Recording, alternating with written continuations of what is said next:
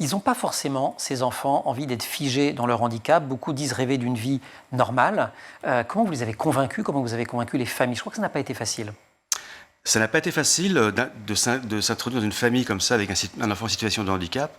On n'a pas forcément envie de l'exposer à des caméras.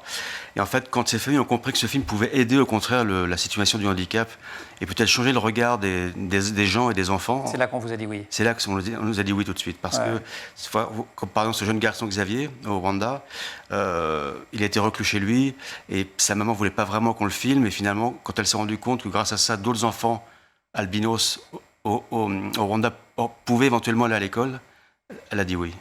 Ça a été le cas aussi pour Maude, qui est cette petite fille française. Donc quand on voit la toute première image de la bande-annonce, quand on voit le cours de danse et cette prothèse, mais elle fait tout. Elle en fait plus que les valides. Elle fait de la danse, du violoncelle, elle va à l'école ordinaire, etc. Enfin, c'est un truc complètement dingue. Avec toute une famille mobilisée autour de ça et autour de l'idée de voilà, on va pas te renvoyer à ton handicap. Et ça n'a pas été simple non plus de les convaincre. Non, c'était la plus compliquée. Peut-être parce que c'est une famille occidentale, c'est plus compliqué pour des parents d'exposer les enfants comme ça. Et c'est Maude qui a vraiment insisté pour qu'on le fasse, parce qu'en fait, Maude assume totalement son handicap. Maude étant cette petite fille. Maude étant cette petite fille de 14 ans, qui en fait a une prothèse depuis la naissance. Elle est née jumelle, prématurée, il a fallu l'amputer. Et c'est avéré 3 mois après qu'elle était sourde, profonde. C'est ça, voilà. Deux prothèses, parce qu'elle a aussi une prothèse auditive. Voilà. Elle fait du violoncelle, elle fait la course à pied, de l'escalade, du ski, enfin bref, elle est incroyable.